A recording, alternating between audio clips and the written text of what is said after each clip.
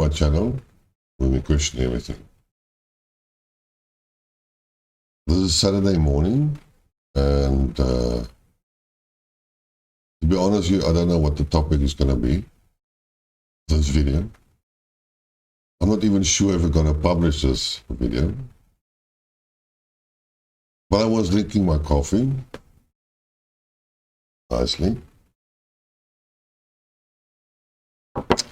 And a lot of thoughts have actually gone through my mind. And maybe I'm just going to ramble on. See how it goes. So if you see this video, then I have decided to publish it. For some other reasons, I don't know. But that's beside the point. Now, I have been following the politics and world affairs since about the first Gulf War. And my main source usually, no, wouldn't say it was main source. Well, it was basically Western media, CNN, and all the other stuff. And although I didn't believe everything that I saw, that was one of the few sources you had at the beginning of the year 2002, 2003, whatever you want to call it. But the internet has developed a lot, and later on RT came online, and I watched RT news service a lot, especially a lot of shows. And then I realized that they were presenting a more realistic view of events, and well, basically if you want to know the real truth, then you watch RT. And my favorite channel was Crosstalk with Peter Lavelle, always. And well, sometimes in South Africa, if you had, when I started actually never to respond to any comments or any type of issues really, I just read it and then had private discussions with my friends and so on, where we had argumentative discussions and sometimes disagreed on certain things. And a lot of my friends actually followed the Western narrative, and well, I'm not following it. That's why we always differed about certain views, but I liked it. Now, one of my passions in life is to argue. Not destructive argumentative discussions. And that is fun for me because it stimulates your brain to think about certain items, and the more you think and you more argue and the more you listen to other people's view, the bigger the better the picture becomes to get. And it is for you to filter out the junk from the facts that matter. Now, when I studied, I wasn't a good student per se. I didn't study, well, if you didn't know it, I have I actually have a bachelor degree in engineering, and I also have a master's degree in engineering. But I'm not talking about the master part, I'm talking about the first 4 years, the bachelor degree. I wasn't always the best student. I didn't study every day. I had a good concentration in the class, so I knew what was more or less going on. Sometimes I would get behind, but then I will follow the writing on the wall, and I had the capability of following what was said and analyze it. And I also only studied mostly just before exams and so on. And because you have a lot of lack of time and so on, I developed a good technique on reading and taking out the most important factors in a certain paragraph. And the same happens now in any discussions or any readings that I do now. Just remember, this is sort of a rambling, and it was actually initialized by, I followed the Sakers blog, and I have a lot of respect for Andre's views, and I didn't agree with all the people that were publishing on that, so I thought, okay, maybe I will contribute to the blog, and well, I had ulterior motives. I would have liked to get some form of recognition and then draw more people to this channel and then maybe get more subscribers and, well, grow the channel. Isn't that what we're all trying to do? But the main point here is not to really grow the channel. I don't care much. If I have 5 viewers, I still make the videos. Doesn't matter to me.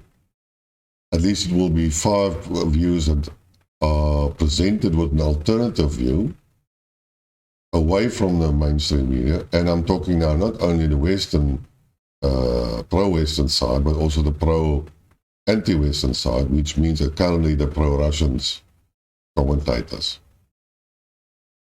So I don't really much care. But in any case, I thought I'd give it a go, see how Andre actually reacted, and then he published my first written article, which is fun. And then unfortunately the curse on withdrawal happened. Now, 95% what Seika or Andre has said, I can agree with. He's a good analyst, or tells a good story, or it looks like he's telling a good story. Maybe I should correct that. But he's a Russian, make no mistake. And, well, all nations are, well, Andre is a patriot, a Russian patriot, and Andrei Martinov is a Russian patriot, and I'm a German, and I'm a German patriot, and Americans are Americans patriot, Larry Johnson and all these other guys. There's nothing wrong with that. But one shouldn't be too fanatically about this. In any case, the person withdrawal happened, and then I said I made a video, and I sent it to Andre, and then he rejected it. Didn't even tell me why, but didn't wonder. Then I made a follow-up video about the person, and then he replied. And then I said to him, what I said in the video as well, that's when I made the time-lapse events, or showing how the whole SMO progressed. But I say that, pro-Russian guys must stop making excuses for this. The narrative is that the withdrawal from Russian troops from the Kherson area is a tactical retreat. I can understand that. It is. But it's not a strategic one. There were other options that were available, in my opinion. And the only reason why they withdrew, really, was the fear of the reservoir dam being broken and the area flooded. That was their main concern. Logistical problems could have been solved, no problem. They have been doing it for months now. They have been supplying the Russian front artillery with enough ammunition and support in order to defend successfully against any attack from the Ukrainian forces. So logistically, it's not an excuse. The only thing was the threat. Remember, the threat of blowing up the reservoir. Now, you can say, yes, you can accept that. You can make excuses like that, and it's all valid excuses if it was an isolated incident. But it was not an isolated incident. If you look at the time lapse of the SMO progress, then you will see what happened at the beginning. You will see what happened in the middle of the SMO, and now you can see what happened at the SMO. You had the Izium withdrawal. You had the Lehman withdrawal. You had the fiasco and the Pavlovka. And then you had Kherson withdrawal. And then you had the initial Kiev withdrawal. And then there were numerous examples of errors that the Russians commanders made at the beginning of the SMO. Yes, they changed it later on and fine-tuned their approach, and then the whole matter gets started, and then we had a proper war of attrition. But you got to look at the whole picture. And in the whole picture, Kherson withdrawal didn't make sense. It was in my opinion, the wrong decision. There were alternatives that could have been done. Now, I only suggested one alternative like carpet bombing, but it's not. You could have flooded the whole area with UIVs. I mean, like flood. And every single inch of the Ukrainian area is covered. And if a single cannon has opened fire, or the Ukrainian cannon has opened fire, the position could have been pinpointed, retaliatory artillery attack, destroyed, poof. That's an alternative options. And then I am not a general, but there are other options as well, which I don't know at this stage because I don't know all the weapons that the Russians have. And I don't know what the limitations is and so on. But Andre from the Seika felt I criticized him, and then he decided he's not going to publish my other videos or links to it, even if I did not a normal one. Like, so I didn't know what I sent him. I sent him maybe the Bitcoin video or whatever, but it's neutral. So just because I didn't agree with him, he decided not to support me, which is fine. You don't have to support me. But the reason why he didn't want to support me is important. Again, how can I make such a decision because I have no qualification? What military qualification do I have? So I made this sort of an armchair decision. And then again, I looked at the whole thing about afterwards there came a video of Andrei Martinov, and as usually went on and on and on about how everybody else has no qualifications and they are all stupid and nobody can make a decision because they don't understand military affairs. They don't know strategic, operational, and what's the other one he always says? Tactical principles, because they haven't studied what they haven't studied at the university. But then at the same time, he criticizes that journalists are talking junk and they don't know anything about journalism. And they, well, who gave Andrei Martinov a degree in journalism? Nobody. So if you criticize the one person of not having a qualification, then surely that same criteria applies to yourself. So then Andrei Martinov, not the Seika one, shouldn't even comment on journalism. Doesn't have the qualification. He doesn't know what goes on behind the scenes, just as we don't know what goes in the Russian command centers. We don't know what's discussed, so neither does Andrei know what is being discussed in the newsrooms of the media and how they collect information. You can't butter your bread on both sides. Andrei Martinov doesn't understand that where these people get their information from. And a little bit of logic, and if you know a little bit of know, the main source of international information is Reuters. Now, Reuters has also been captured by the powers that be, so they do a lot of fake news as well. But they have a distributed network of agents that collect information. And we are talking about specifically about the S-300 that fell in Poland. And where does he get information from? He gets his information from the news media. There, the website. Where did the website get it from? Well, I'm gonna just say CNN, just to make it simple. Washington Post, whatever, it doesn't matter. CNN, short name, right? So don't technically, literally, it's just a principle. So CNN goes and reads Reuters, gets the message, publish it. Andrei Martinov reads it. So indirectly got it from Reuters. So, I mean, and then they publish it. So isn't he also now talking bullshit? But where does he get the information from? from CNN and Reuters, same place where the journalists get. Then the journalist has an editor.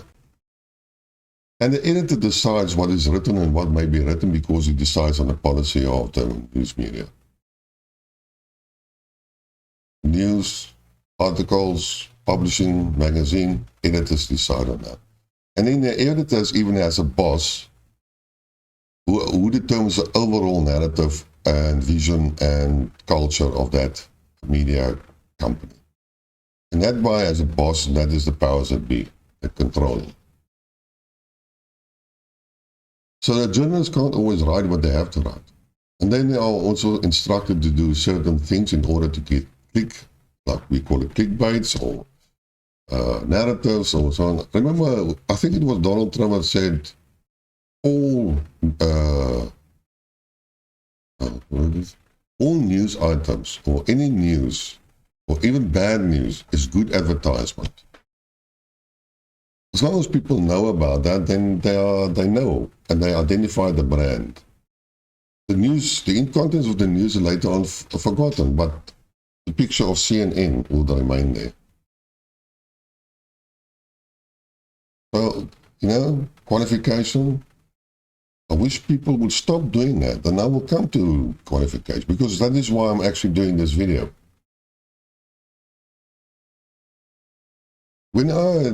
Nobody knows me, nobody knows my qualification or life experience, so I cannot say I don't have the necessary technically to do a military analysis.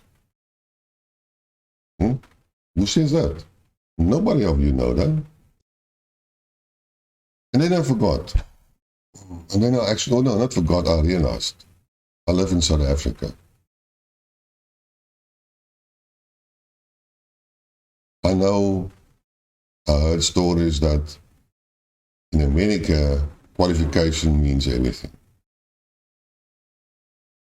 If you want to announce yourself, and sometimes it's probably not financial people, if you say hi, you give your business card with your credentials.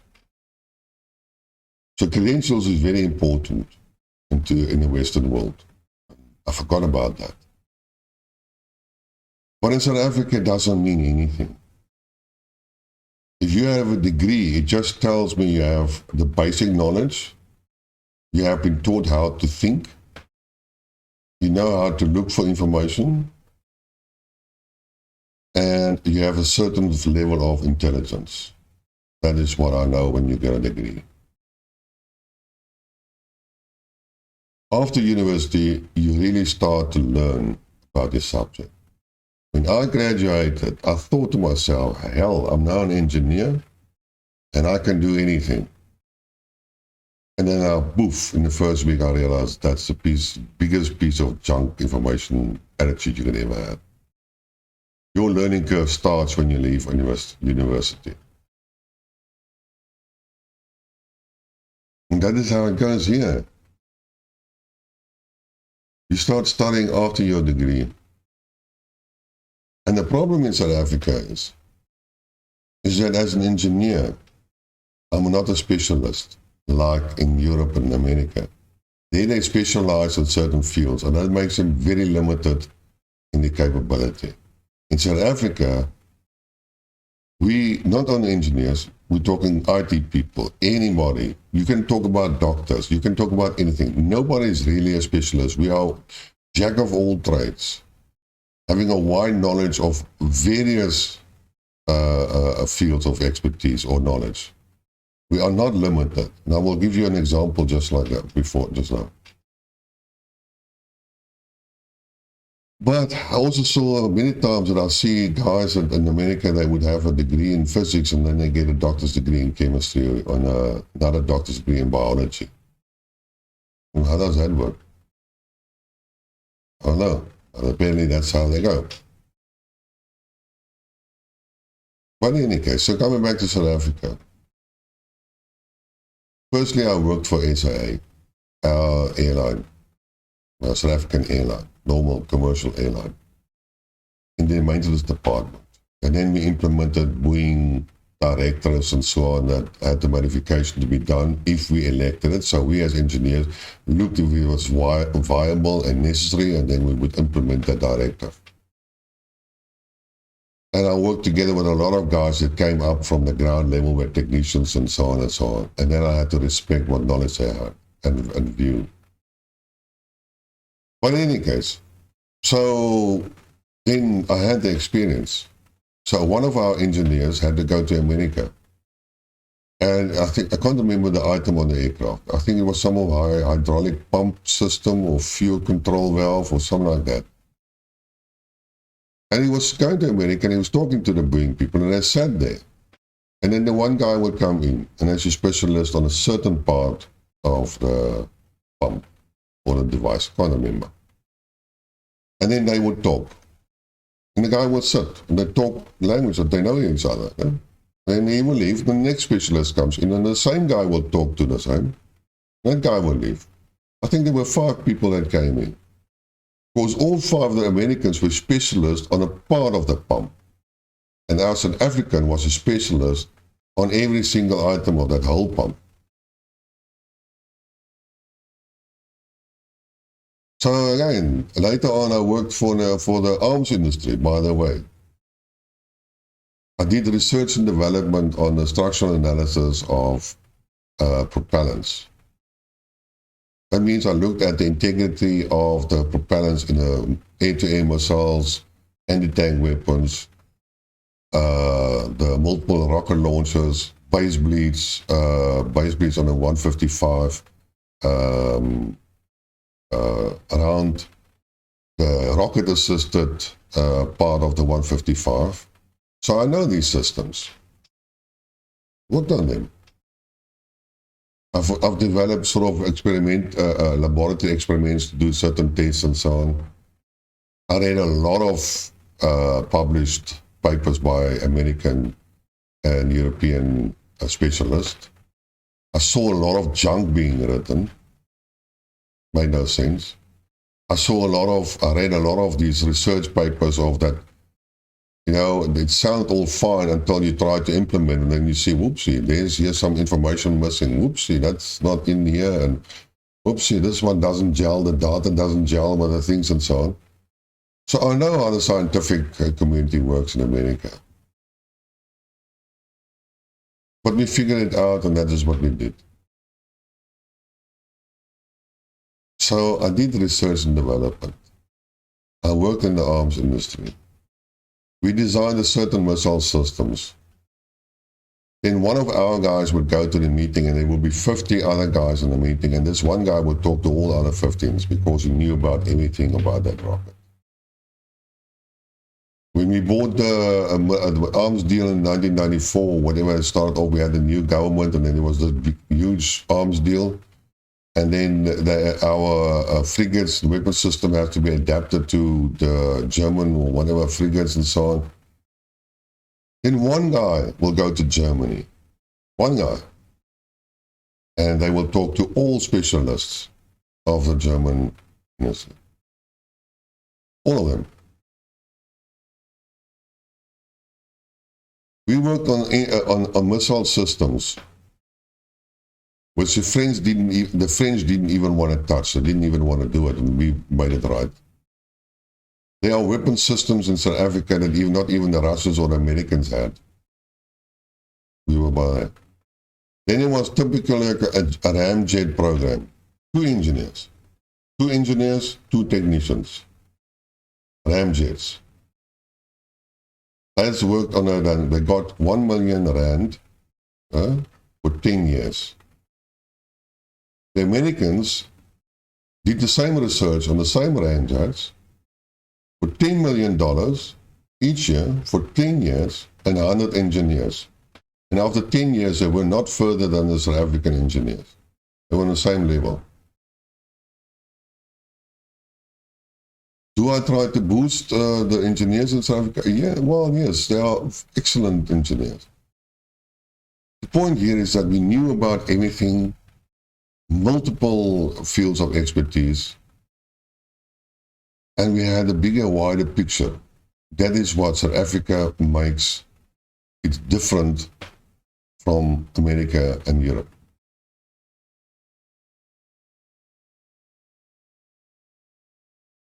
So for me, as a South African, or I am a German, but let's call it South African, for the sake of the argument, I have no problems with qualification.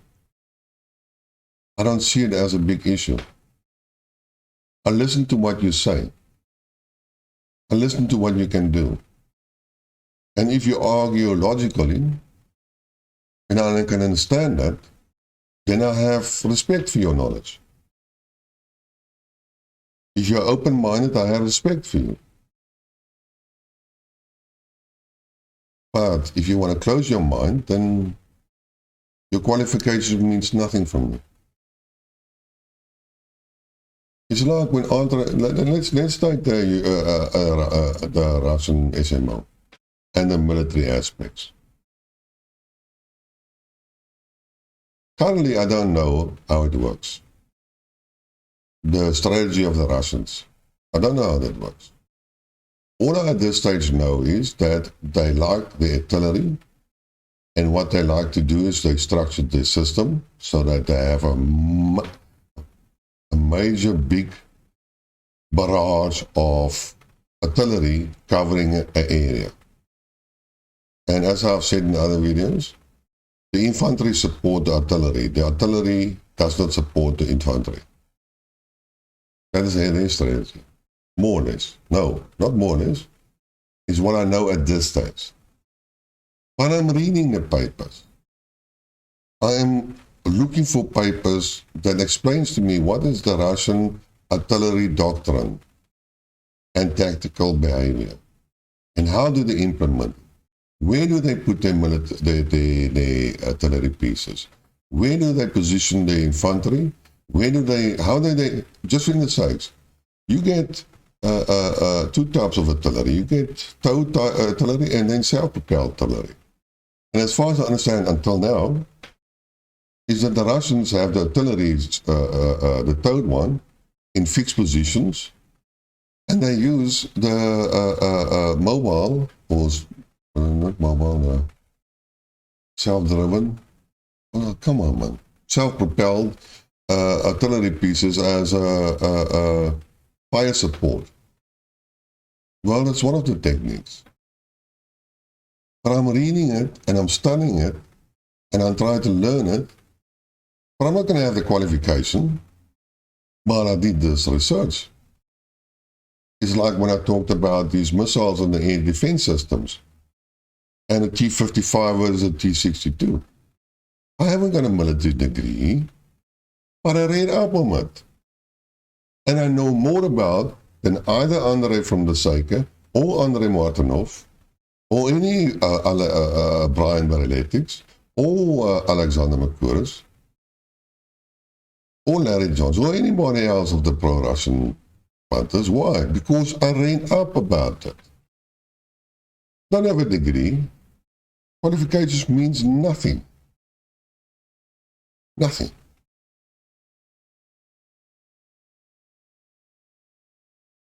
And I can see, I mean, like I said, if Kherson was an isolated incident, no complaints. No complaints. But it's part of the picture. You sit back and watch the picture, and you've got to acknowledge when there are problems. But in any case, so André from the Seike lives in America. André Martinov lives in America. They are both pro-Russian, heated and so on, but they have been living there for probably 20, 30 years. Well, if they are so patriotic, why are they still in America? Why didn't they move back to Russia? And what has happened now, and why I'm actually talking about this, is that because I don't agree with André, he's not going to publish and prevent. Just remember one thing: you have a blog, and if you are the sole guy that wrote the articles, then you should have a policy that, you know, whatever is written is what I say as the owner of the blog. But sometimes there are things that I don't. You can see it sometimes on RT. I don't take the the article doesn't necessarily support the views of the writer, so like that. And well,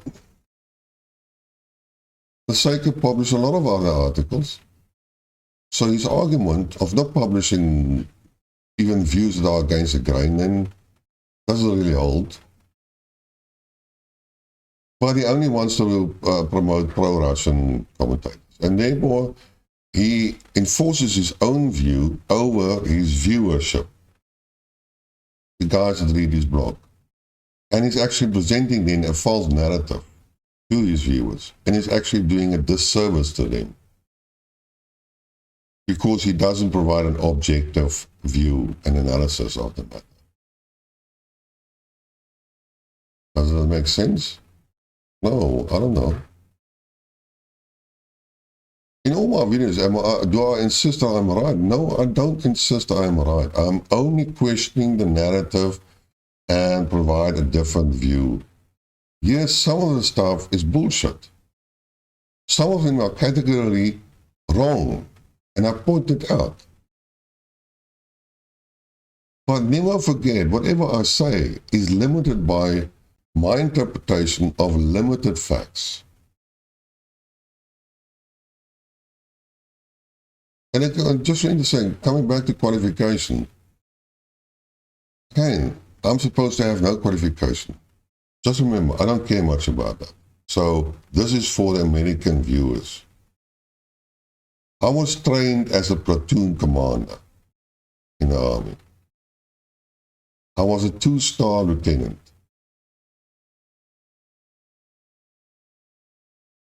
I was trained as a military intelligence officer. That means we collect all the information right across from all units and sources, and then compile the data and assemble it into a coherent picture for the higher command to make their information decisions, military, strategic, operational decisions. So I am trained as a military analyst. Well, it was a long time ago. But if you want to ride a bicycle, you will always ride a bicycle. So in my opinion, what does Andrei Martinov have? He's supposed to have a degree, and then he went to the Navy. So if he was in the Navy, what the hell does he know about artillery tactical operations? Nothing. Logistical about nothing. Infantry logistics, nothing. Tactics, nothing. So even he's not really qualified. He did write 2 books, but so what the hell?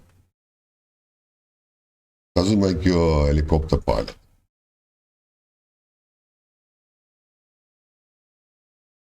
So the point here is, maybe I should now rephrase the heading or the purpose of this video. It's not that I'm attacking or I'm nasty with this both Andres, and I'm not. They are not dumb, they are highly intelligent, they write good assessments and so on. But somehow they are a little bit stuck due to their own patriotic visions, and sometimes are not open, and they fall in the same trap as what the pro-Western have done. They are living in a bubble and don't want to recognize or consider even alternative views. And if you don't agree with them, then you are cancelled. So they have adopted and they fall into the same principle of American cancel culture, in spite of what they want to say or not. If I don't agree with you, I don't associate myself with you. That is their policy. And they don't want to see the facts on the ground. Things change, then things change. All right, acknowledge it. The Ukrainian forces are learning to handle the attrition war. They are not running out of equipment. They are being supplied by the Americans. Yes, they receive old system, but so is the Russians using old system. Because it makes sense. Firstly, each item has a shelf life. And if you think that ammunition or tool is sufficient, I mean, I will take a 1944 artillery piece. If you can fire 150, the Russians use 152 millimeters. If you can fire the 152 millimeters, and even if that cannon can only travel, like, sometimes the distance The distance of artillery piece is sometimes connected to the charge, how much charge, and the length of the barrel. It's like a gun. A revolver can only shoot that far, but if you make the barrel long, it will have a higher exit velocity and shoot further. And it's the same principle. But I will use a 1942 artillery piece if I needed it to attack your forces that are 10 kilometers away. As long as you can shoot it. Yes, it won't be that accurate, but who the hell cares? It's an area weapon. As long as Larson can fire it, that's a bullet trigger. Boom, boom, boom, boom, boom. You know the biggest thing about the mortar? Not the big ones, smaller ones, 60 millimeters and 80 millimeters. They are really a shock and awe type of weapon. They have a very steep fingers. So if you are flat next to it and it explodes next to it, then the chance you are being hit is very small because it will miss the fragments. But if you're standing, you'll be dead. But it makes a hell of a sound and it makes you afraid. It's a frightening thing. Shock. And you don't stand up, you stay there. It's a suppressor weapon. Remember the smaller one, not the 120 millimeters. 120 millimeters blow a hole and you're gone. And I think some of the Russians and so on don't work on this high type of, they probably have jump up or whatever other techniques, or they have a more horizontal type of fragmentation.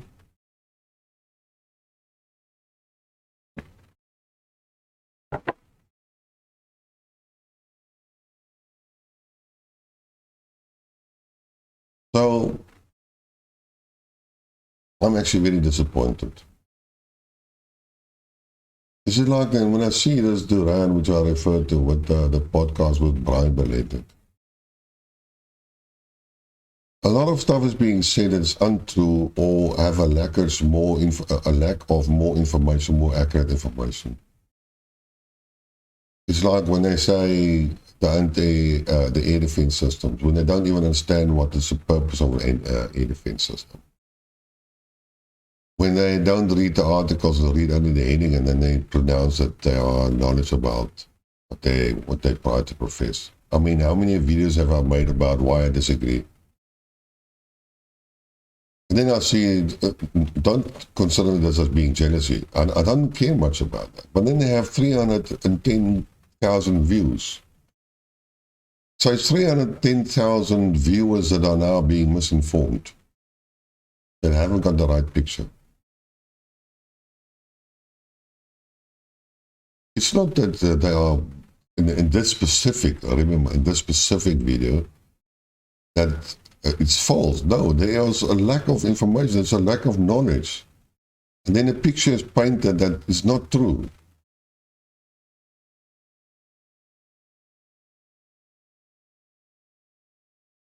And the other reason why I actually mention it is because Brian insists that the T-55 is worse than the T-62. And it belongs in a museum. I wish some of your subscribers that are subscribed to his channels or whatever, go send him a link about the video I made about the T-55 versus T-62.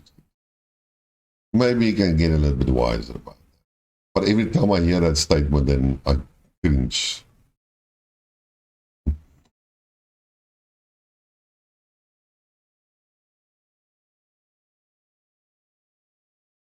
I don't know. Still, the world is still an amazing place. Still a complicated place. There's still so much to learn. So little time. So many lies. So many fake news. So many personal interests.